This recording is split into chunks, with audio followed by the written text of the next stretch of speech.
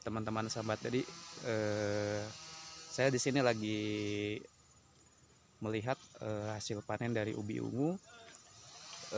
Ternyata luar biasa hasil panennya. Ini kurang lebih umur panen berapa, Pak? 2 bulan 90-an. Di umur 90 hari ya. Ah, 70 hari. Bapak ini kurang lebih tanam 2 hektar. 70 hari, 70 hari. Hektar lah. 2 hektar ya. Hektar, Kita akan ngobrol-ngobrol dengan Bapak siapa, Pak? Pak Acon. Pak Acon ya.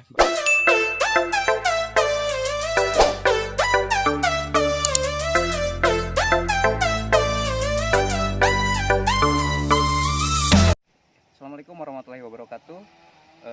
Salam sejahtera untuk sahabat komunitas Jabatan, Jabar Selatan, khususnya untuk petani-petani milenial yang selalu berproduksi dan fokus pada hasil panen yang bagus ya. Oke, di sini saya lagi di lahan ubi ungu ya. Di depan saya di sini ada Pak Acun. Beliau sebagai petani sukses ubi ungu di daerah ini, Pak, Karya Bakti. Ini di daerah Karya Bakti, desa Karya Bakti, Kecamatan Cidaun, Cianjur, Jawa Barat. Nanti kita akan ngobrol-ngobrol masalah Bapak ini, keputusan Bapak untuk mengambil komoditi ubi ungu ini bagaimana, Pak? Sehingga Bapak mulai mau menanam, kemudian Bapak juga menanam dengan seluas 2 hektar ini. Tentunya Bapak punya motivasi sendiri ya. Iya. Bagaimana Pak sampai bisa spekulasi untuk menanam 2 hektar ini, Pak? Iya. Jadi kita dibanding-banding sama tanaman-tanaman lain, jadi istilahnya dibanding-banding sama tanaman lain tuh, jadi penghasilannya mendingan ubi ungu gitu daripada tanaman yang lain. Gitu. Ya, ya. Terus dari mulai Bapak menanam secara apa ini? Secara pucuk atau dari apa, Pak? Secara vegetatif atau generatif? Pucuknya vegetatif? Dari sini, dari pucuk. Nah ini sepanjang misalkan kalau buat bibit ya ukuran 30 cm lah, supaya kita dapat ini yang ditanam tuh kita hitung aja ini, misalnya 1 2 3 4 5 6 7 8 tuh 8 apa namanya ini bukunya ya. 8 kan kita yang dibutuhkan ya ini akar-akar dari ini nih. Ini calon dari ubi ya. Ubi. Calon dari ubi. Jadi banyaknya bukunya di sini itu akan makin bagus, banyak juga ubinya. makin banyak gitu prosesnya. Iya, iya. Apalagi nanamnya kita misalkan kita lahan ada kompos kayak gitu ya. Iya, iya. Lebih bagus gitu. Oh, jadi setelah pengolahan lahan kita berikan dulu kompos di lahan bedengan gitu ya. Terus kemudian dari pembuatan bedengan ini Bapak menggunakan berapa hauka atau orang kerja dari seluas lahan ini? Sekitar ya tiap hari, misalnya 1 hari 5 orang ya. 5 orang. 5. Untuk seluas ini dalam 2 hektar berapa lama Bapak untuk membedengkan? 15 hari. 15 hari. 15 Jadi kalau hari. misalkan kita dihitungan 1 hektar cukup dengan 7 hari Iya. untuk membedengkan di luas terasering seperti ini. 7 hari kali 5 gitu ya. Dengan biaya? Dengan biaya, Pak? Sekitar 5 jutaan. Oh, sekitar 5 jutaan ya. Iya. Untuk lahan sulit ini ya, bisa dikatakan sulit kan. Iya. Dengan 5 jutaan. Tapi Bapak berani dengan biaya yang sangat bisa dikatakan mahal juga ya. Tapi Bapak berani menanam ubi ini karena mungkin Bapak udah tahu hasilnya gitu kan, seperti itu. Iya. Oke. Terus Bapak dalam segi menurut Bapak pemeliharaan dari ubi ungu ini mudah atau sangat sulit atau seperti apa, Pak, untuk secara segi pemeliharaan? Pemeliharaan pupuk gitu kan. Ubi ungu paling mudah. Misalkan kita kalau udah nanam misalkan jangka waktu 1,5 bulan ya udah kelihatan panjang aja ya ininya. Kita harus dipangkas, kalau nggak dipangkas ya kita digulung aja gitu. Oh, jadi jangan sampai ada yang akar yang nempel ke bawah. Oh, gitu. Iya. Jadi jangan sampai ada tunas-tunas yang Tunas-tunas, nempel ke ini ya bedengan Iya, seperti itu. bedengan. Alangkah bagusnya si tunas tersebut kita bisa alihkan ke lahan yang baru ya. Iya, Jadi iya. kita Bisa, berkontinu ya gitu iya. aja. Ini panen, ini tanam ya kan. Iya, seperti bisa. Misalkan udah berumur 1,5 bulan, kita bisa buat bibit lagi. itu. Oh gitu. Heeh. Untuk ke lahan yang baru gitu. Iya. Gitu. Jadi ya teman-teman, jadi kita bisa untuk mengkontinukan ya, untuk mengkontinukan selain juga merefit order penjualan. Jadi bisa katakan kita dipanen di lahan yang blok yang satu karena dari bibit dari pucuk tunas atau yang melebihi dari bedengan itu kita bisa potong dan bisa tanam kembali di lahan yang baru. Iya.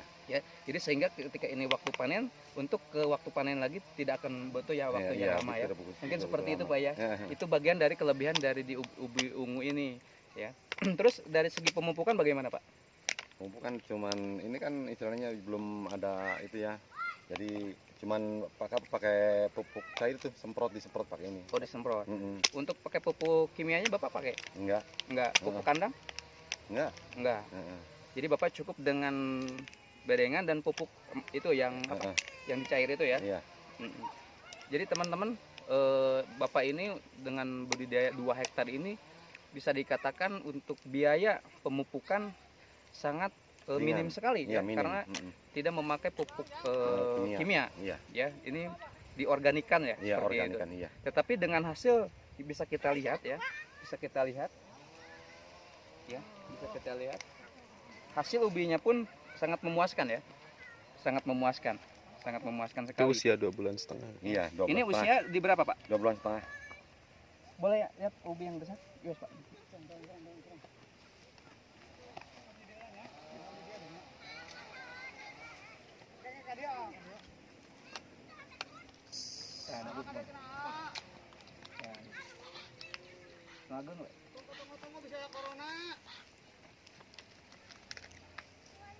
Nah ini teman-teman ya, ini posisi lahannya Bapak menggunakan sistem tanah yang tidak produktif atau bisa dikatakan ini adalah lereng-lereng dari hutan ya.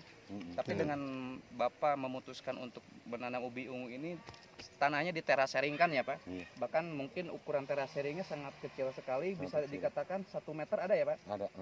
Jadi ada 1 meter, Bapak memanfaatkan lahar tebing yang tidak produktif menjadi bernilai ekonomis yang sangat besar sekali. Ini adalah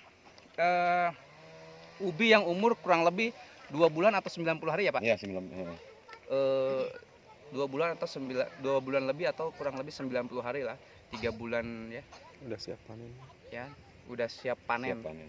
Ini tanpa pupuk tanpa pupuk kimia, Bapak hanya menggunakan pupuk pelengkap cair aja ya Pak ya. Iya. Bisa dikatakan memuaskan menurut Bapak. Iya. Bisa katakan memuaskan menurut Bapak ini ya. Terus dalam segi pemeliharaan hama Pak, bagaimana Pak? Cuman itu aja, jadi istilahnya hamanya cuman ulat. Oh sangat ulat. Jadi teman-teman ringan sih, ringan. Teman-teman, jadi Bapak ini hama yang menyerang tanaman ubi ungu ini hanya satu aja ya, Iya. ulat.